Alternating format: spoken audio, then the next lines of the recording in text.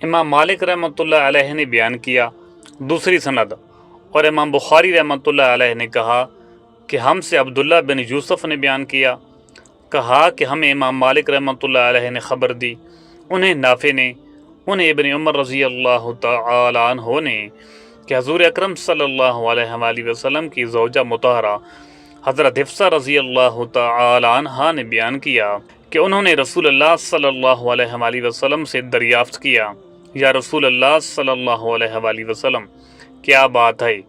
اور لوگ تو عمرہ کر کے حلال ہو گئے لیکن آپ حلال نہیں ہوئے۔ حضور صلی اللہ علیہ وآلہ وسلم نے فرمایا کہ میں نے اپنے سر کی تلبید، بالوں کو جمانے کے لیے ایک لیس دار چیز استعمال کرنا کی ہے، اور اپنے ساتھ ہدی قربانی کا جانور لایا ہوں، اس لیے میں قربانی کرنے سے پہلے احرام نہیں کھول سکتا۔ صحیح بخاری حدیث نمبر 1566۔ ابو جمرہ نصر بن عمران صبغی نے بیان کیا، انہوں نے کہا کہ میں نے حج اور عمرہ کا ایک ساتھ احرام باندھا تو کچھ لوگوں نے مجھے منع کیا، اس لیے میں نے ابن عباس رضی اللہ تعالی عنہ سے اس کے متعلق دریافت کیا۔ آپ نے تمتع کرنے کے لیے کہا۔ پھر میں نے ایک شخص کو دیکھا کہ مجھ سے کہہ رہا ہے حج بھی مبرور ہوا اور عمرہ بھی قبول ہوا۔ میں نے یہ خواب ابن عباس رضی اللہ تعالی عنہ کو سنایا تو آپ نے فرمایا کہ یہ نبی کریم صلی اللہ علیہ وآلہ وسلم کی سنت ہے۔ پھر آپ نے فرمایا کہ میرے یہاں قیام کر، میں اپنے پاس سے تمہارے لیے کچھ مقرر کر کے دیا کروں گا۔ شعبہ نے بیان کیا کہ میں نے ابو جمرہ سے پوچھا کہ ابن عباس رضی اللہ تعالی عنہ نے یہ کیوں کیا تھا، یعنی مال کس بات پر دینے کے لیے کہا؟ انہوں نے کہا کہ اسی خواب کی وجہ سے جو میں نے دیکھا تھا۔ صحیح بخاری حدیث نمبر 1567۔ ابو شہاب نے کہا کہ میں تمتع کی نیت سے عمرہ کا احرام باندھ کے یوم ترویہ سے 3 دن پہلے مکہ پہنچا۔ اس پر مکہ کے کچھ لوگوں نے کہا اب تمہارا حج مکی ہو گیا۔ میں عطا بن ابی رباح کی خدمت میں حاضر ہوا، یعنی پوچھنے کے لیے۔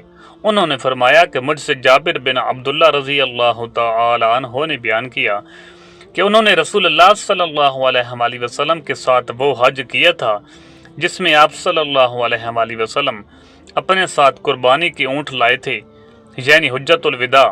صحابہ رضی اللہ تعالی عنہ نے صرف مفرد حج کا احرام باندھا تھا، لیکن حضور صلی اللہ علیہ وآلہ وسلم نے ان سے فرمایا کہ عمرہ کا احرام باندھ لو اور بیت اللہ کے طواف اور صفا مروہ کی سعی کے بعد اپنے احرام کھول ڈالو اور بال ترشوا لو، یوم ترویہ تک برابر اسی طرح حلال رہو، پھر یوم ترویہ میں مکہ ہی سے حج کا احرام باندھو، اور اس طرح اپنے حج مفرد کو جس کی تم نے پہلے نیت کی تھی اب اسے تمتع بنا لو۔ صحابہ نے عرض کی کہ ہم اسے تمتع کیسے بنا سکتے ہیں، ہم تو حج کا احرام باندھ چکے ہیں۔ اس پر حضور صلی اللہ علیہ وآلہ وسلم نے فرمایا کہ جس طرح میں کہہ رہا ہوں ویسے ہی کرو۔ اگر میرے ساتھ ہدی نہ ہوتی تو میں خود بھی اسی طرح کرتا جس طرح تم سے کہہ رہا ہوں، لیکن میں کیا کروں، اب میرے لیے کوئی چیز اس وقت تک حلال نہیں ہو سکتی جب تک میرے قربانی کے جانوروں کی قربانی نہ ہو جائے۔ چنانچہ صحابہ رضی اللہ تعالی عنہ نے آپ کے حکم کی تعمیل کی۔ ابو عبداللہ امام بخاری رحمۃ اللہ علیہ نے کہا کہ ابن شہاب کی اس حدیث کے سوا اور کوئی مرفوع حدیث مروی نہیں ہے۔ صحیح بخاری حدیث نمبر 1568۔ حجاج بن محمد اور نے بیان کیا، ان سے شعبہ نے، ان سے عمر بن مرہ نے، ان سے سعید بن مسیب نے کہ حضرت عثمان اور حضرت علی رضی اللہ تعالی عنہ اسفان آئی تو ان میں باہم تمتع کے سلسلے میں اختلاف ہوا، تو حضرت علی رضی اللہ تعالی عنہ نے فرمایا جس کو رسول اللہ صلی اللہ علیہ وآلہ وسلم نے کیا ہے اس سے آپ کیوں روک رہے ہیں؟ اس پر عثمان رضی اللہ تعالی عنہ نے فرمایا کہ مجھے اپنے حال پر رہنے دو۔ یہ دیکھ کر علی رضی اللہ تعالی عنہ نے حج اور عمرہ دونوں کا احرام ایک ساتھ باندھا۔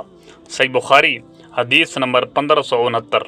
حماد بن زید نے بیان کیا، ان سے ایوب سختیانی نے کہا کہ میں نے مجاہد سے سنا، انہوں نے کہا کہ ہم سے جابر بن عبداللہ رضی اللہ تعالی عنہ نے بیان کیا، انہوں نے کہا کہ جب ہم رسول اللہ صلی اللہ علیہ وآلہ وسلم کے ساتھ آئے تو ہم نے حج کی لبیک پکاری، پھر رسول اللہ صلی اللہ علیہ وآلہ وسلم نے ہمیں حکم دیا تو ہم نے اسے عمرہ بنا لیا۔